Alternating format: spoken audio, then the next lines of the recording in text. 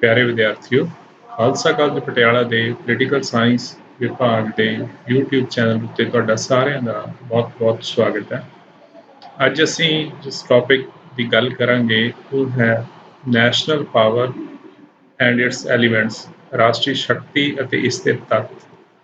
ਤਾਂ ਜਦੋਂ ਅਸੀਂ ਰਾਸ਼ਟਰੀ ਸ਼ਕਤੀ ਦੀ ਗੱਲ ਕਰਦੇ ਹਾਂ ਤਾਂ ਸਭ ਤੋਂ ਪਹਿਲਾਂ ਅਸੀਂ ਇਹਦਾ ਮੀਨਿੰਗ ਕਰਾਂਗੇ ਕਿ ਰਾਸ਼ਟਰੀ ਸ਼ਕਤੀ ਹੁੰਦੀ ਕੀ ਹੈ।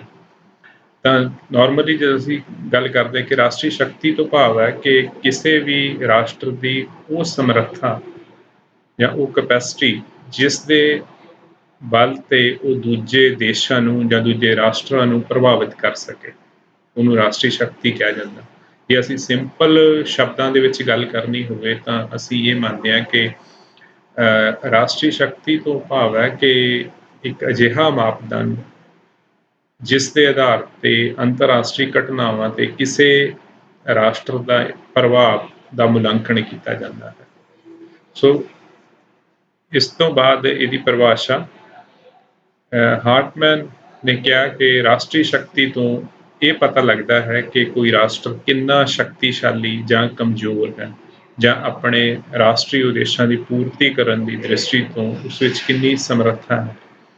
ਇਸੇ ਤਰ੍ਹਾਂ ਮਾਰਗੈਂਥਿਊ ਨੇ ਨੈਸ਼ਨਲ ਪਾਵਰ ਨੂੰ ਡਿਫਾਈਨ ਕੀਤਾ ਕਿ ਸ਼ਕਤੀ ਉਸ ਨੂੰ ਵਰਤਣ ਵਾਲਿਆਂ ਤੇ ਉਹਨਾਂ ਵਿਚਾਲੇ ਜਿਨ੍ਹਾਂ ਤੇ ਵਰਤੀ ਜਾ ਰਹੀ ਹੈ, ਉਹ ਦੇਸ਼ ਜਿਹੜਾ ਸ਼ਕਤੀ ਵਰਤ ਰਿਹਾ ਤੇ ਜਿਹੜੇ ਦੇਸ਼ਾਂ ਤੇ ਵਰਤੀ ਜਾ ਰਹੀ ਹੈ, ਇੱਕ ਮਨੋਵਿਗਿਆਨਿਕ ਸੰਬੰਧ ਹੈ। ਇਹ ਇੱਕ ਦੇ ਦੁਆਰਾ ਦੂਜੇ ਦੇ ਕੁਝ ਕੰਮਾਂ ਨੂੰ ਉਸਦੇ ਦਿਮਾਗ ਤੇ ਪ੍ਰਭਾਵ ਪਾ ਕੇ ਨਿਯੰਤਰਿਤ ਜਾਂ ਕੰਟਰੋਲ ਕਰਨ ਦੀ ਸਮਰੱਥਾ ਜਾਂ ਕੈਪੈਸਿਟੀ ਹੈ। ਸੋ ਸੰਖੇਪ 'ਚ ਅਸੀਂ ਇਹ ਕਹਿ ਸਕਦੇ ਹਾਂ ਕਿ ਰਾਸ਼ਟਰੀ ਸ਼ਕਤੀ ਜਾਂ ਨੈਸ਼ਨਲ ਪਾਵਰ ਮੇਨਲੀ ਇਹਦੇ 'ਚ ਦੋ ਮੁੱਖ ਵਿਸ਼ੇ ਮੌਜੂਦ ਹੁੰਦੇ ਨੇ। ਪਹਿਲਾ ਇਹ ਹੈ ਕਿ ਰਾਸ਼ਟਰੀ ਹਿੱਤਾਂ ਦੀ ਸੁਰੱਖਿਆ, ਤੇ ਦੂਸਰਾ ਆਪਣੀ ਲੋੜ ਅਨੁਸਾਰ ਦੂਜੇ ਰਾਸ਼ਟਰਾਂ ਨੂੰ ਪ੍ਰਭਾਵਿਤ ਕਰਨਾ। ਤੇ ਜਦੋਂ ਅਸੀਂ ਰਾਸ਼ਟਰੀ ਸ਼ਕਤੀ ਦੇ ਤੱਤਾਂ ਦੀ ਗੱਲ ਕਰਦੇ ਹਾਂ ਤਾਂ ਸਭ ਤੋਂ ਪਹਿਲਾਂ ਇਹਦੇ ਜਿਹੜੇ ਤੱਤ ਨੇ ਉਹ ਅਲੱਗ-ਅਲੱਗ ਵਿਦਵਾਨਾਂ ਦੇ ਅਨੁਸਾਰ ਅਲੱਗ-ਅਲੱਗ ਨੇ। ਤਾਂ ਜਨਰਲੀ ਅਸੀਂ ਗੱਲ ਕਰਦੇ ਹਾਂ ਕਿ ਸਭ ਤੋਂ ਪਹਿਲਾ ਜਿਹੜਾ ਤੱਤ ਹੈ ਰਾਸ਼ਟਰੀ ਸ਼ਕਤੀ ਦਾ, ਉਹ ਹੈ ਭੂਗੋਲ ਜਾਂ ਜਿਓਗ੍ਰਾਫੀ। ਜਦੋਂ ਅਸੀਂ ਭੂਗੋਲ ਜਾਂ ਜਿਓਗ੍ਰਾਫੀ ਦੀ ਗੱਲ ਕਰਦੇ ਹਾਂ ਤਾਂ ਅਸੀਂ ਇਹ ਦੇਖਦੇ ਹਾਂ ਕਿ ਇਹਦੇ 'ਚ ਬਹੁਤ ਸਾਰੇ ਤੱਤ ਨੇ ਜਿਹੜੇ ਕਿਸੇ ਵੀ ਦੇਸ਼ ਦੀ ਭੂਗੋਲਿਕ ਸਥਿਤੀ ਇਹਦੇ 'ਚ ਹੋ ਸਕਦੀ ਹੈ, ਉਹਦਾ ਮੈਪ ਹੋ ਸਕਦਾ, ਠੀਕ ਹੈ। ਇਹਦੇ 'ਚ ਜਿਹੜੇ ਉਹਦੀ ਲੋਕੇਸ਼ਨ ਹੋ ਸਕਦੀ ਹੈ ਕਿ ਉਸ ਦੇਸ਼ ਦੀ ਲੋਕੇਸ਼ਨ ਕੀ ਹੈ, ਕਿਉਂਕਿ ਇਹ ਸਾਰੀਆਂ ਚੀਜ਼ਾਂ ਨੇ ਜਿਹੜੀਆਂ ਉਹ ਕਿਸੇ ਵੀ ਦੇਸ਼ ਦੇ ਰਾਸ਼ਟਰੀ ਸ਼ਕਤੀ ਬਣਨ ਨੂੰ ਪ੍ਰਭਾਵਿਤ ਕਰਦੀਆਂ ਨੇ। ਦੂਸਰਾ ਇਹਦੇ 'ਚ ਹੈ ਕਿ ਜੇ ਮੰਨ ਲਓ ਕਿਸੇ ਦੇਸ਼ ਦੀ ਜਿਹੜੀ ਲੋਕੇਸ਼ਨ ਹੈ ਉਹ ਇਸ ਤਰੀਕੇ 'ਚ ਹੈ ਕਿ ਉਹਦਾ ਜਿਹੜਾ ਇਨਵਾਇਰਮੈਂਟ ਹੈ ਉੱਥੋਂ ਦਾ ਉਹ ਨਾ ਬਹੁਤ ਗਰਮ ਹੋਵੇ ਨਾ ਬਹੁਤ ਠੰਡਾ ਹੋਵੇ, ਫਿਰ ਉਹਦੇ ਨਾਲ ਕੀ ਹੈ ਕਿ ਉੱਥੇ ਜਿਹੜੇ ਪ੍ਰੋਡਕਸ਼ਨ ਦੇ ਚਾਂਸਿਸ ਨੇ ਉਹ ਜ਼ਿਆਦਾ ਹੋਣਗੇ।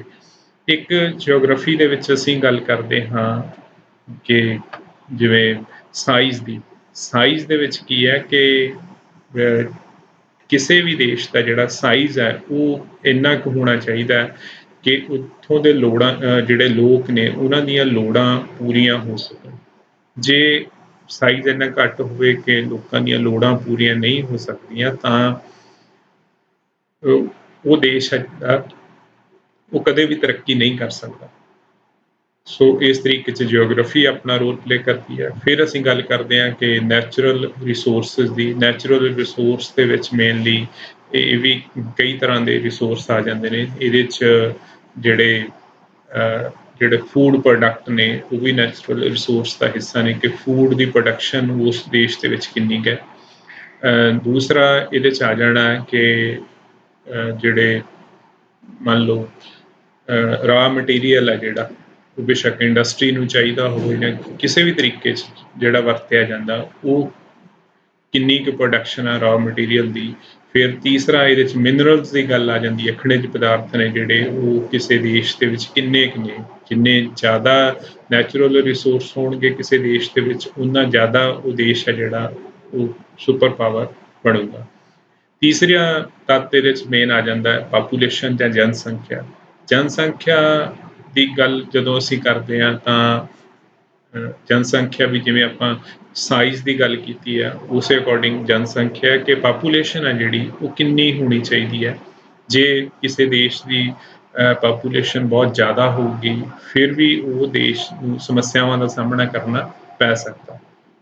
ਠੀਕ ਹੈ, ਜੇ ਮੰਨ ਲਓ ਉਹਦੀ ਪਾਪੂਲੇਸ਼ਨ ਘੱਟ ਹੈ, ਸਾਈਜ਼ ਬਹੁਤ ਵੱਡਾ, ਫਿਰ ਉਹਦੇ 'ਚ ਅ, ਉਹ ਦੇਸ਼ ਨੂੰ ਸਿਕਿਉਰਿਟੀ ਦੀ ਸਮੱਸਿਆ ਜਿਹੜੀ ਜਾਂ ਪ੍ਰੋਡਕਸ਼ਨ ਦੇ ਲਈ ਮੈਨ ਪਾਵਰ ਦੀ ਸਮੱਸਿਆ ਜਿਹੜੀ ਉਹ ਆਊਗੀ। ਸੋ ਪਾਪੂਲੇਸ਼ਨ ਦੇ ਵਿੱਚ ਇੱਕ ਚੀਜ਼ ਅਸੀਂ ਇਹ ਵੀ ਕਰਦੇ ਹਾਂ ਕਿ ਜਿਹੜੀ ਇਕੱਲੀ ਕੁਆਂਟਿਟੀ ਮੈਟਰ ਨਹੀਂ ਕਰਦੀ, ਇਹਦੇ 'ਚ ਕੁਆਲਿਟੀ ਵੀ ਦੇਖੀ ਜਾਂਦੀ ਹੈ ਕਿ ਪਾਪੂਲੇਸ਼ਨ ਦੇ ਵਿੱਚ ਕਿਸ ਏਜ ਗਰੁੱਪ ਦੇ ਲੋਕ ਨੇ ਜਿਹੜੇ ਉਹ ਜ਼ਿਆਦਾ ਨੇ। ਠੀਕ ਹੈ, ਜਿੱਥੇ ਯੂਥ ਦੀ ਪਾਪੂਲੇਸ਼ਨ ਹੈ ਜਿਹੜੀ ਜ਼ਿਆਦਾ ਹੋਊਗੀ ਉਹ ਦੇਸ਼ ਹੈ ਜਿਹੜਾ ਉਹ ਰਾਸ਼ਟਰੀ ਸ਼ਕਤੀ ਵੱਡੀ, ਜਾਂ ਆਪਾਂ ਗੱਲ ਕਰਦੇ ਹਾਂ ਕਿ ਵੱਡੀ ਰਾਸ਼ਟਰੀ ਸ਼ਕਤੀ ਉਹਨੂੰ ਮੰਨਿਆ ਜਾ ਸਕਦਾ। ਫਿਰ ਅਸੀਂ ਗੱਲ ਕਰਦੇ ਹਾਂ ਤਕਨੀਕ ਦੀ। ਟੈਕਨੀਕ ਦੇ ਵਿੱਚ ਬੇਸ਼ੱਕ ਇੰਡਸਟਰੀਅਲ ਟੈਕਨੀਕਸ ਦੀ ਗੱਲ ਹੋਵੇ, ਉਹ ਮਿਲਟਰੀ ਦੀ ਟੈਕਨੀਕਸ ਹੋਣ, ਠੀਕ ਹੈ, ਜਾਂ ਉਹ ਜਿਹੜੇ ਵਾਰ ਟੈਕਨੀਕਸ ਹੋਣ। ਠੀਕ ਹੈ, ਕਿ ਟੈਕਨੋਲੋਜੀ ਹੈ ਜਿਹੜੀ, ਕਿਉਂਕਿ ਜੇ ਅਸੀਂ ਇੰਡਸਟਰੀਅਲ ਟੈਕਨੋਲੋਜੀ ਦੀ ਗੱਲ ਕਰਦੇ ਹਾਂ ਫਿਰ ਵੀ ਜੇ industrial technology up to date ਹੋਊਗੀ ਫਿਰ ਉਸ ਦੇਸ਼ ਦੇ ਵਿੱਚ ਜਿਹੜੀ ਪ੍ਰੋਡਕਸ਼ਨ ਹੈ ਉਹ ਜ਼ਿਆਦਾ ਹੋਊਗੀ। ਜੇ ਮਿਲਟਰੀ ਦੀ ਜਿਹੜੀ ਟੈਕਨੀਕ ਹੈ ਜਾਂ ਉੱਥੇ ਵਾਰ ਟੈਕਨੀਕਸ ਨੇ ਜਿਹੜੀਆਂ, ਜਾਂ ਜਿਹੜੇ ਵੈਪਨ ਨੇ ਉਹਨਾਂ ਦੀਆਂ ਟੈਕਨੀਕਸ ਨੇ ਜਿਹੜੀਆਂ ਉਹ ਅਪ ਟੂ ਡੇਟ ਹੋਣਗੀਆਂ, ਫਿਰ ਕੋਈ ਦੇਸ਼ ਹੈ ਜਿਹੜਾ ਉਹ ਰਾਸ਼ਟਰੀ ਸ਼ਕਤੀ ਬਣ ਸਕਦਾ ਅਤੇ ਵਰਲਡ ਦੇ ਵਿੱਚ ਆਪਣੀ ਪ੍ਰਭਾਵਸ਼ਾਲੀ ਸਿਚੁਏਸ਼ਨ ਹੈ ਜਿਹੜੀ, ਜਾਂ ਸਥਿਤੀ ਹੈ ਜਿਹੜੀ ਉਹਦੀ ਬਣੀ ਰਹਿ ਸਕਦੀ ਹੈ। ਫਿਰ ਇਹਦੇ 'ਚ ਇੱਕ ਅਸੀਂ ਗੱਲ ਕਰਦੇ ਹਾਂ ਸੈਨਿਕ ਤਿਆਰੀ ਦੀ, ਕਿ ਮਿਲਟਰੀ ਹੈ ਜਿਹੜੀ ਉਹ ਕਿੰਨੀ ਕੁ ਪ੍ਰੀਪੇਅਰ ਹੈ। ਜੇ ਅਚਾਨਕ ਕੋਈ ਇੱਦਾਂ ਦਾ ਸਿਚੁਏਸ਼ਨ ਆ ਜਾਂਦੀ ਹੈ ਕਿ ਜਿੱਥੇ ਮਿਲਟਰੀ ਦੀ ਨੂੰ ਅਚਾਨਕ ਵਾਰ ਸ਼ੁਰੂ ਹੋ ਜਾਂਦੀ ਹੈ ਕਿਸੇ ਦੇਸ਼ ਦੇ ਖਿਲਾਫ, ਤਾਂ ਮਿਲਟਰੀ ਦੀ ਜੇ ਤਿਆਰੀ ਹੋਊਗੀ ਤਾਂ ਉਹ ਦੇਸ਼ ਹੈ ਜਿਹੜਾ ਉਹਦਾ ਸਹੀ ਤਰੀਕੇ ਨਾਲ ਜਵਾਬ ਹੈ ਜਿਹੜਾ ਉਹ ਦੁਸ਼ਮਣ ਦੇਸ਼ ਨੂੰ ਦੇ ਸਕਦਾ ਅਤੇ ਆਪਣੀ ਸ਼ਕਤੀ ਹੈ ਜਿਹੜੀ ਉਹਦਾ ਉਚਿਤ ਸਮੇਂ ਦੇ ਉੱਤੇ ਪ੍ਰਦਰਸ਼ਨ ਹੈ ਜਿਹੜਾ ਉਹ ਕਰ ਸਕਦਾ। ਸੋ ਸੈਨਿਕ ਤਿਆਰੀ ਵੀ ਕਿਸੇ ਦੇਸ਼ ਦੇ ਰਾਸ਼ਟਰੀ ਸ਼ਕਤੀ ਬਣਨ ਦੇ ਵਿੱਚ ਵੱਡਾ ਰੋਲ ਪਲੇ ਕਰਦੀ ਹੈ। ਅਤੇ ਲਾਸਟ ਦੇ ਵਿੱਚ ਅਸੀਂ ਇਹਦੇ 'ਚ ਗੱਲ ਕਰਦੇ ਹਾਂ ਇਕਨੋਮਿਕ ਡਿਵੈਲਪਮੈਂਟ ਦੀ, ਜਾਂ ਆਰਥਿਕ ਵਿਕਾਸ ਦੀ, ਜਾਂ ਉਦਯੋਗਿਕ ਸਮਰੱਥਾ ਦੀ। ਕਿਉਂਕਿ ਇਕੋਨਮੀ ਜੇ ਕਿਸੇ ਦੇਸ਼ ਦੀ ਕਮਜ਼ੋਰ ਹੋਊਗੀ ਤਾਂ ਉਹ ਦੇਸ਼ ਕਦੇ ਵੀ ਵੱਡੀ ਰਾਸ਼ਟਰੀ ਸ਼ਕਤੀ ਨਹੀਂ ਬਣ ਸਕਦਾ। ਇਕੋਨਮੀ ਜਿਹੜੀ ਉਸ ਦੇਸ਼, ਕਿਸੇ ਵੀ ਦੇਸ਼ ਦੀ ਇਕੋਨਮੀ ਹੈ ਜਿਹੜੀ ਉਹ ਸਟਰੋਂਗ ਹੋਣੀ ਚਾਹੀਦੀ ਹੈ। ਉਹਦੀ ਜਿਹੜੀ ਇੰਡਸਟਰੀਅਲ ਕੈਪੈਸਿਟੀ ਹੈ ਜਾਂ ਉਦਯੋਗਿਕ ਸਮਰੱਥਾ ਜਿਹੜੀ ਉਹ ਵੀ ਜ਼ਿਆਦਾ ਹੋਣੀ ਚਾਹੀਦੀ ਹੈ, ਕਿਉਂਕਿ ਜਿੰਨੀ ਜ਼ਿਆਦਾ ਉਦਯੋਗਿਕ ਸਮਰੱਥਾ ਹੋਊਗੀ ਉਨੀ ਉਸ ਦੇਸ਼ ਦੇ ਵਿੱਚ ਪ੍ਰੋਡਕਸ਼ਨ ਹੈ ਜਿਹੜੀ ਜ਼ਿਆਦਾ ਹੋਊਗੀ ਅਤੇ ਉਸ ਦੇਸ਼ ਦੀ ਜਿਹੜੀ ਇਕੋਨਮੀ ਹੈ ਜਿਹੜੀ ਉਹ ਕਿਸੇ ਵੀ ਕਾਰਨ ਉਹ ਕਮਜ਼ੋਰ ਨਹੀਂ ਹੋ ਸਕਦੀ, ਨਾ ਹੀ ਉਸ ਦੇਸ਼ ਨੂੰ ਆਪਣੀਆਂ ਇੰਡਸਟਰੀਅਲ ਲੋੜਾਂ ਪੂਰੀਆਂ ਕਰਨ ਦੇ ਲਈ ਕਿਸੇ ਹੋਰ ਦੇਸ਼ ਦੇ ਉੱਤੇ ਡਿਪੈਂਡ ਹੋਣਾ ਪਊਗਾ। ਇਹ ਸੀ ਰਾਸ਼ਟਰੀ ਸ਼ਕਤੀ ਤੇ ਉਹਦੇ ਜ਼ਰੂਰੀ ਤੱਤ। ਤੁਹਾਡਾ ਸਾਰਿਆਂ ਦਾ ਬਹੁਤ ਬਹੁਤ ਧੰਨਵਾਦ।